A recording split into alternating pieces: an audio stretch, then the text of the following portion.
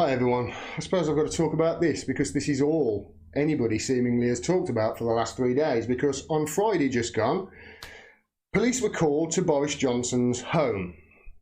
Now what I'm going to try and do in this video is give you what you need to know, or what I think the audience needs to know, and then to go on for the rest of the video and tell you exactly why you don't need to know any of the rest of it. It's going to be a tall order, but bear with me. This article is from the BBC. This was published on the 22nd. I think this is Saturday it was published. It's the first article that they published on it. And all you really need to know is in the first bit there, the first 4 paragraphs. There's a little bit further down that really you need to know as well, that I will give you as context. But that's all you really need to know about the whole affair. Okay? This is the BBC article. Police were called to the London home of Boris Johnson and his partner in the early hours of Friday after neighbours reportedly heard a loud argument.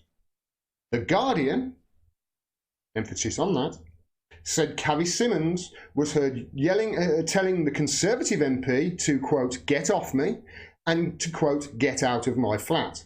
The Metropolitan Police told the BBC it, quote, spoke to all occupants of the address who were all safe and well. In a statement, it said that the police said there was no cause for any action, and a spokesman for Mr. Johnson said no comment. Now, the little bit of context I'm going to say that they put in a paragraph down below was Mr. Johnson was apparently heard saying, give me back my laptop. Okay, that's it. That's all this story should have been, in my opinion, and that's all you need to know. This is an argument between 2 people who are in a relationship that got loud, that a neighbour called the police on, and that was it. There was no further action. Nobody's suggesting he hit her. Nobody's suggesting he's a ruffian and he hits his woman or anything like that. It's just, except they are. On Twitter, obviously, they are going out further, but that's the whole point of stories like this, and stories like this, a big deal being made out of them.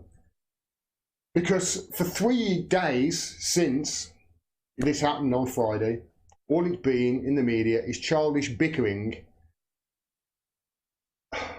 reaching a point yesterday, I think, crescendo with this in The Guardian on Sunday. The Guardian view on Boris Johnson. It's a question of character, they say. the Guardian questioning your character, Boris. Having the Guardian question your character is like having the McCanns question your parenting skills. You are the moral superiors of nobody, GCHQ's mouthpiece. Seriously, you're not. Having you question people's character after the shit you've pulled over the last year, just from what I've seen with my own eyes, what I've covered on this channel, is hypocrisy that's just of a level. I digress. It comes as no surprise that it was The Guardian that leaked this. Now, I'll get to that in a minute, because the whole point of massive scandals like this, and this is why I think we should ignore them, the whole point of massive scandals like this is not to give people the facts, it's just to smear somebody and to attack them and to beat them over the head with a blunt instrument. That's all it is. You know, because if you look at the facts, there's nothing actually there. The whole point of scandals like these and the media making a big furore about these, or furore, or whatever the word is, furore or furore, you decide. But the whole point of them making a big deal about things like this is to get smart people saying dumb things. Smart people like this guy, Jim Al-Khalili. I hope you've got your name. This guy is an absolute genius. He's Britain's foremost theoretical physicist. You don't get smarter than that. And he wrote this. I tweet about physics, but I can't avoid today's headlines. The neo-fascist Steve Bannon advises our future PM, and domestic violence is apparently not an issue that should concern us or get in the way of said future PM's ambitions. What the hell is going on with people? This is obviously about Steve Bannon advising Boris Johnson, as he did with Trump when Trump won the election. But seriously? You've gone from an argument between 2 people to domestic violence And he's one of the smartest people in the country. Definitely up there in the top 1%, I would say. What the hell is going on? This was an argument between two people who are in a relationship. That's it. But like I say, the media are using it to bash, I nearly said Trump then. That really is a Freudian slip. Because you're about to see where I'm going, but to bash Boris Johnson over the head with. Just as he's about to clinch the premiership. Just as he's about to get it when his opponent is a deep state establishment shill. You can't get more efficient than Jeremy Hunt. He efficiently dismantled the NHS. Jeremy Hunt might as well be Hillary Clinton. Honestly, he gets shit done. He's a neoliberal. And he's the establishment's choice. You know, the last thing they want is somebody like Boris Johnson becoming Prime Minister. Because, you know, he might put an ugly face on the evil shit we've done all along. You see what I mean?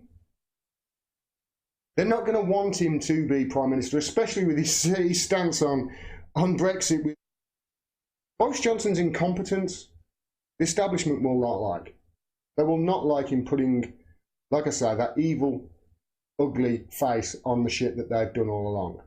And that's why we should ignore smear attempts like this and attacks like this from the media, when really, when you look, there's nothing there. And how many times in the past few years have we seen it? Look at what happened with Russiagate.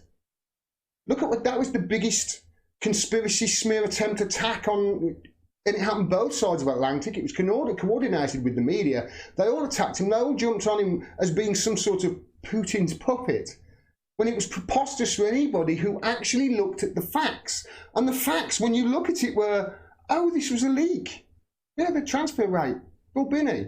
It was a leak. Transfer rate, Bill Binney, thumb drive. It was a leak. Julian Assange was right all along. The hack never happened. Well, it might have happened, but it certainly wasn't where the documents came from. But for 3 years, Trump was Putin's puppet, when actually all you had to do was just look at the facts, and there was nothing there. How can Putin have installed Trump and made Trump win the presidency by hacking the election and hacking the DNC servers if the leaks that came from WikiLeaks that proved, by the way, the DNC were all liars, they were from a leak? No, the establishment obviously tells you to look elsewhere, didn't they? Not at the leaks. My favourite writer, Caitlin Johnson, sums Russiagate up perfectly when she says, it sucks all the air out of the room. To those people who say, you know, I can walk and chew gum at the same time, I can bash Trump over Russia and bash him over healthcare and the no. Scandals and conspiracy theories like Russiagate and like this nonsense with Boris Johnson. It sucks all the air out of the room, and for 3 days now, we heard nothing but, you know, should the neighbour have been called? Is he a coward for not apologising? What was the other one I saw? Should he explain what happened? And in the BBC, is man up appropriate? Because man up and explain, I think somebody said. I think it might have been Jeremy Hunt. The BBC wrote 8 articles. 8 articles on that one, on this one thing that happened with Boris Johnson and his girlfriend on Friday. But that's the whole point of these smears, isn't it? It's the same with Julian Assange. For 7 years they did it with Julian Assange, and for 7 years they put, hey, Julian Assange and rape in the headline. When actually, if you look at the facts, it's not. It's consensual. It's not rape. It's not even. That's the whole point of smears and attacks like these. It's to get people talking about the stuff that is unimportant and not talk about the stuff that is. Is anybody, for instance, asking Jeremy Hunt or Boris Johnson, for instance, I don't know this because I don't watch the media really that much. I only see clips of it on Twitter. But is anybody asking Hunt or Boris Johnson about Assange, for instance, in the media? Is anybody asking, you know, about the the extradition hearing being signed by Jeremy Hunt. Is anybody in the media saying to Jeremy Hunt, are you America's just bitch? Is anybody in the media actually framing it like that? You know? Is anybody asking, for instance, Jeremy Hunt about Assange and about the judge, who should be recusing herself right now because her husband is vehemently anti-WikiLeaks and was in the Conservative Party. I think he was an MP. Is anybody asking him about that? Is anybody asking him how journalism is literally on trial now, right now, with this Assange extradition that Hunt has just gone along with and signed? Journalism is literally on trial. Is anybody in the media asking him that question about it and saying, what sort of Goebbels-like operation is this defend media freedom nonsense that you're doing with Amal Clooney? Is anybody asking that? Of course not. Just as nobody's asking him about the OPCW report, the genuine OPCW report that was suppressed by the OPCW, that casts huge doubt on the narrative that Assad gassed people just as he's about to win the war. He laughed because he bloody nonsense. Come on. Is anybody asking them about that? Of course not. Do you need any more evidence that our media might as well just be MI5 and MI6 right now? Definitely The Guardian. That's for sure. Are any of them in the media, for instance, asking these two people who are about to become, one of them's about to become Prime Minister, 160,000 people are going to vote on that, 160,000 Conservatives are going to choose our next Prime Minister. Take that, Maduro. How's that for democracy? Still can't believe this is happening. Happened with Gordon Brown as well. At the time I was like, this is nonsense, you can't do that. But they did. Done it twice in the last, 10 years? Or 12 years. Is anybody asking them, these two candidates, about the poverty in the country, about the UN Rapporteur's report on poverty that likened, conditions to workhouses, or the UN report on universal credit, or, the escalating knife crime in London? No, all the media are consumed by Boris Johnson and asking stupid questions. Hypothetical, most of them.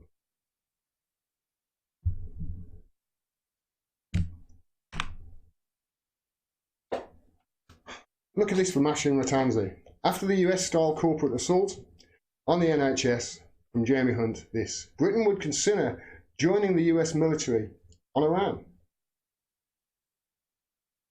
Are they screaming at Jeremy Hunt about that?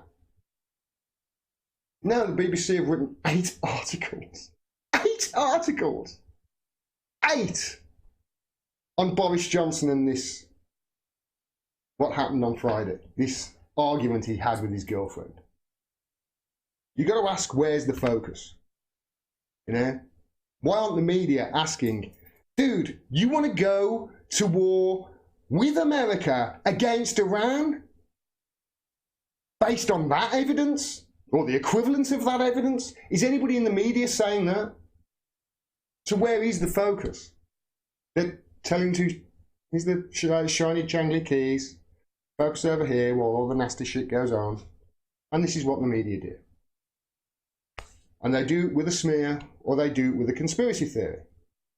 And it sucks all the air out of the room, as Caitlin Johnson brilliantly says. Now, as I said earlier, it comes as no surprise that The Guardian were the people who got this leak. Off Guardian, who are great, follow them on Twitter, they summed up my feelings entirely when they re-quoted Jim Al-Khalili, who made that stupid domestic violence. Come on, that's not even close. If that's domestic violence, seriously, half the people on my estate would be in prison right now. The police would have been called about 8 times to people just within earshot of my flat on this council estate. Come on, domestic violence, please. But they say Off Guardian do. He spectacularly misses the point. The Guardian is plugged right into MI5 and MI6. I'm going to be doing a video on that over the next few days, because I read an excellent article on it. it's their paper of record. If they're publishing dirt on Boris Johnson, or BoJo's, as I heard a Scotsman call him earlier, which is brilliant, all it means is some powerful interests want him out the picture as of now. Everyone is too busy with the sleaze to think about that aspect, and they go on to say maybe something to do with MI6's favourite candidate, Rory Stewart, failing to make the grade. Someone wants to dampen Boris' chances, who knows? The point is the media message is always about manipulation of the public mind, whatever story it's telling, and that's the point I want to get, because the whole point of, the whole point of the media is meant to inform the electorate, to inform the masses. Now, obviously, our media don't do that, because we haven't really got a media. We've got a Mockingbird media. And this is the point. The aim of our Mockingbird media is to manipulate the mood of the masses for the establishment. That's all it is. It's owned by 4 or 5 people. 86% of it, something like that. I've showed the graphic many times. But that's the whole point of our Mockingbird media. It's to manipulate the mood of the masses for the establishment. They do it brilliantly. They are experts at it. They tell the people of the UK and the US over there when to be proud. They tell them when to be angry. They tell them when to celebrate, and they tell them when to mourn. All on behalf of the establishment. Sorry, I'm not my microphone there. It's called propaganda. And it's time to turn it off and support a new media. And you can do just that by clicking the links up there and below to my website to find out how you can support me and do just that. Thanks very much for watching. Peace and take care.